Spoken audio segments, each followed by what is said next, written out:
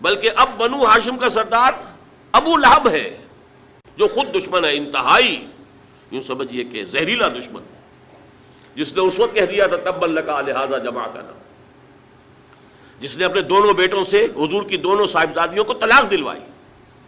طلاق بھائی مانا وہاں تو در حقیقت نسبت کا ہو جانا ہی ایک طرح کا نکاح ہوتا تھا، وہ نکاح باقاعدہ ہو جائے گا، لیکن نسبت ہو گئی، منسوب ہو گئی، تو گویا کہ ایک رشتہ قائم ہو گیا۔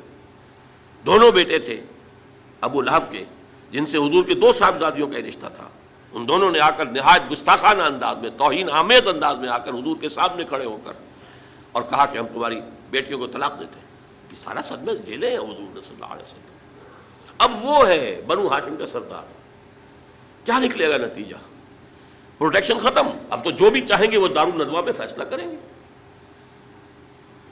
لہذا آپ گئے طائف کی طرف۔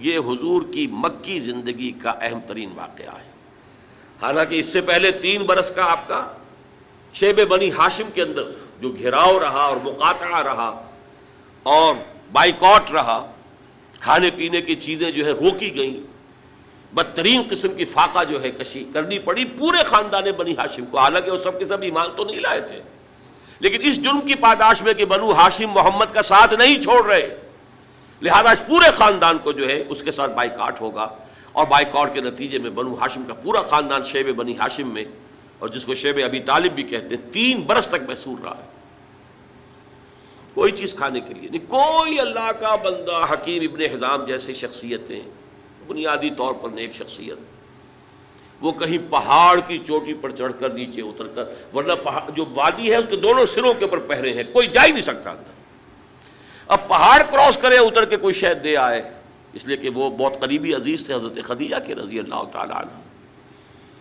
تو اپنی رشتہ داری کا بھی وہ کچھ لاج رکھتے تھے، کبھی لے آئے تو لے آئے، ورنہ وہ وقت بھی آیا ہے کہ بنو ہاشم کے پھول جیسے بچے بلک رہے ہیں، کھانے کو کچھ نہیں ہے، کچھ نہیں ہے سوائے اس کے کہ سوکھے چمڑے ابال کر ان کا پانی ان کے حلق پر ٹپکا دیا جائے، اور کچھ نہیں۔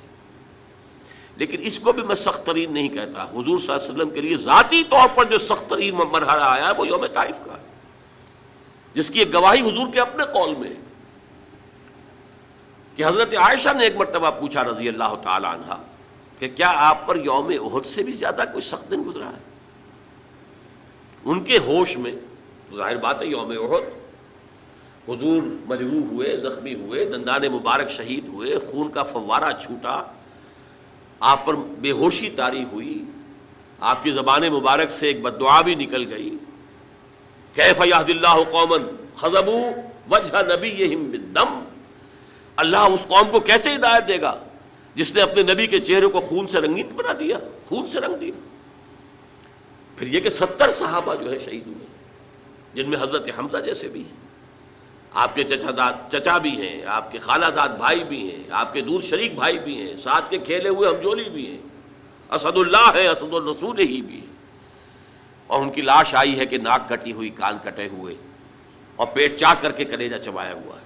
تو سخت ترین دن حضرت عائشہ کے نزدیک یوم احد تھا، حضور نے فرمایا نہیں، مجھ پر سخت ترین دن یوم طائف تھا۔ آپ مکے سے مایوس ہو کر طائف گئے ہیں، اور نوٹ کیجئے یہ واحد موقع ہے جہاں نظر آتا ہے کہ حضرت ابو بکر بھی حضور کے ساتھ نہیں ہے، ورنہ سائے کی طرح ساتھ رہنے والی شخصیت۔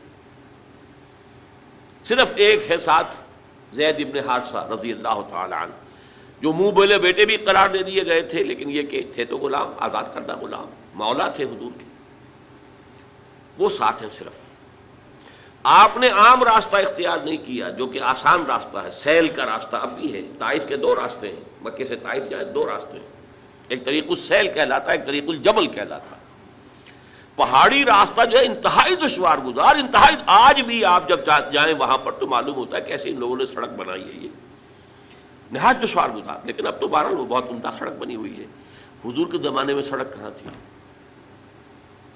کس سختی کو جھیل کر اس طریق الجبل کو آپ نے اختیار کیا، اس لیے کہ عام درفت کا راستہ جہاں تھا وہاں تو خطرہ تھا کہ فوراً حملہ ہو جائے، کیونکہ غالباً دارالندوہ میں یہ فیصلہ ہو چکا کہ اب قتل کر دو محمد کو، ختم ہوا، ابو طالب گیا، اب کوئی ہمیں اندیشہ نہیں ہے کہ کوئی ان فائٹنگ ہو جائے گی، کوئی جو ہے سول وار ہو جائے گی قریش میں۔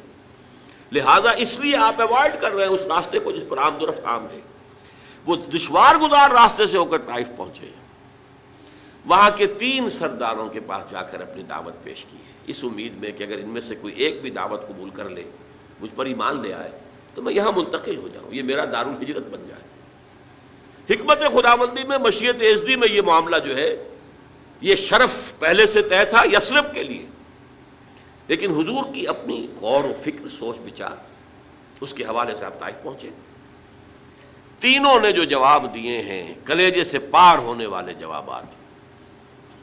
ایک جگہ فوراً روانہ ہو جاؤ یہاں سے, اس لیے کہ ہو سکتا ہے تم سچے ہو, واقعی رسول ہو, تو میں نے کوئی توہین کر دی تو میں مارا جاؤں گا, اور ہو سکتا ہے تم جھوٹے ہو تو جھوٹے کو میں منہ لگانا نہیں چاہتا, لہٰذا روانہ ہی ہو جاؤ. ایک جگہ تمہارے سوا کوئی نہیں ملا تھا اللہ کو رسول بنانے کے لیے,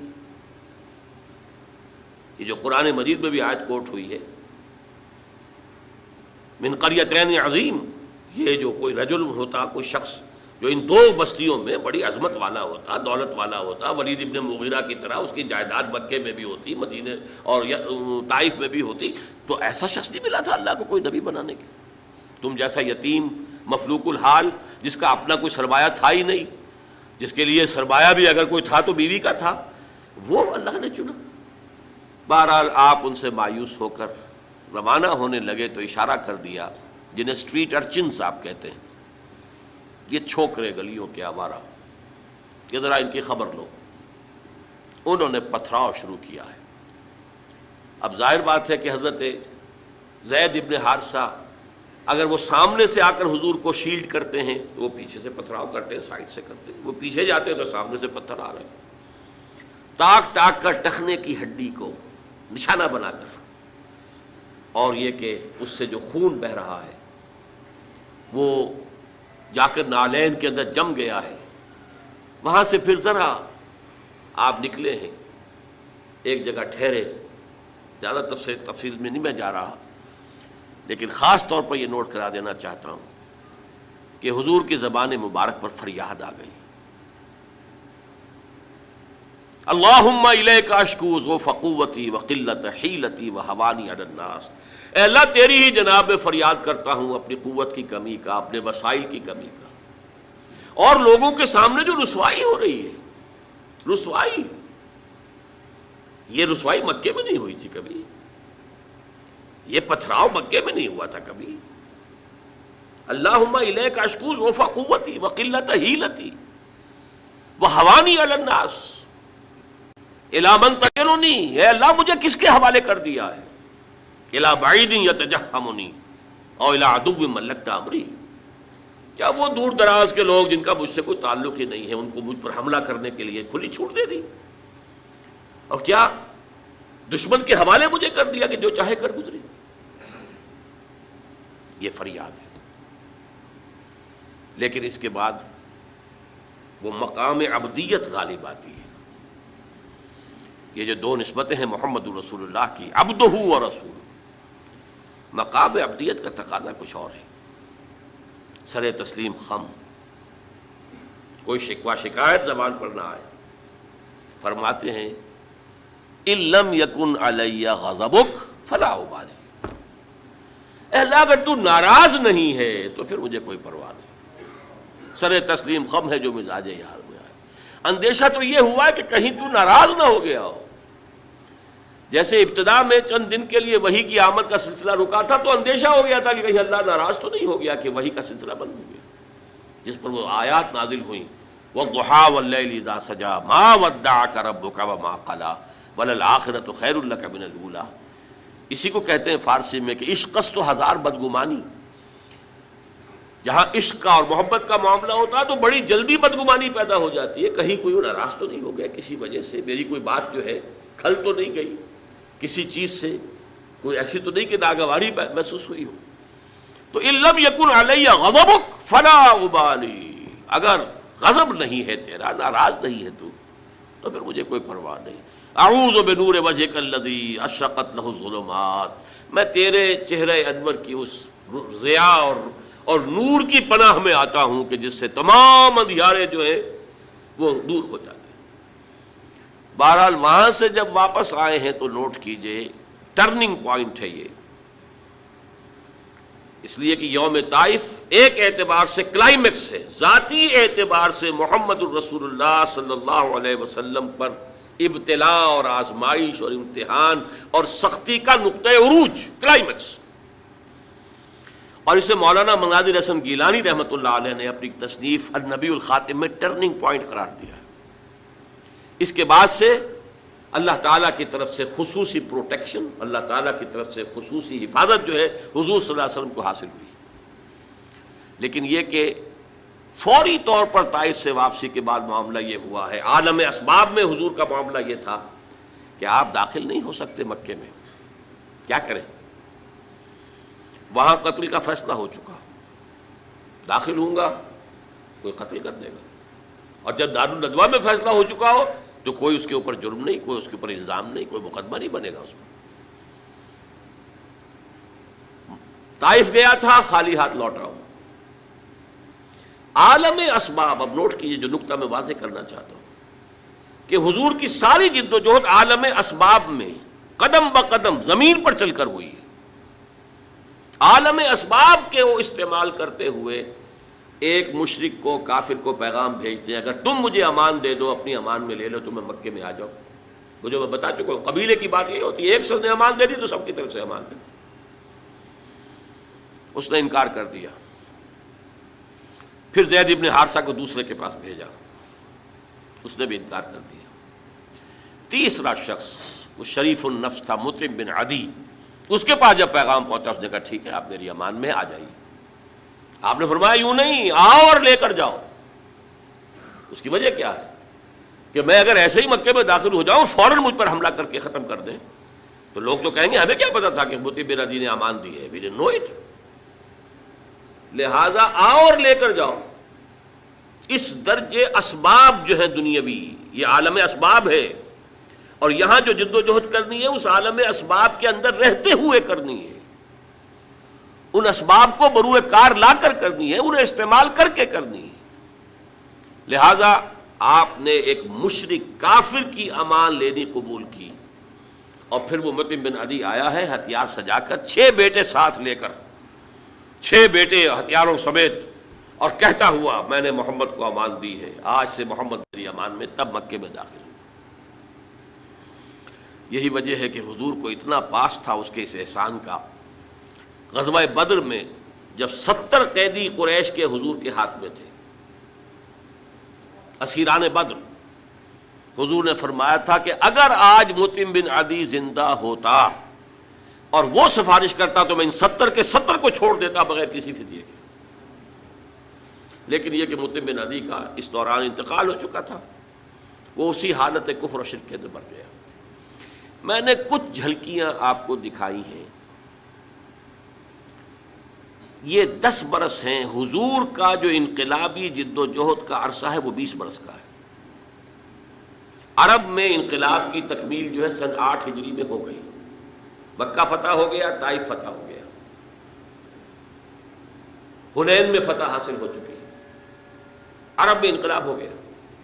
لہذا 12 برس مکے کے اور 8 برس مدینے کے شامل کر لیجئے، 20 برس ہے۔ ان 20 کو 2 حصوں میں تقسیم کیجئے، 10 سال ادھر 10 سال ادھر۔ پہلے 10 سال کا حاصل یہ ہے جو میں نے آپ کے سامنے رکھ دیا کہ کل 125 یا 150 افراد ایمان لائے۔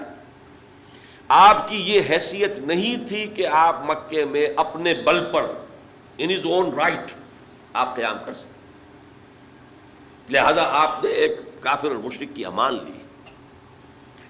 یہ ہے 10 برس کی محنت شاقہ کا حاصل۔ اگلے 10 برس میں وہ انقلاب جس تیزی کے ساتھ مکمل ہوا ہے،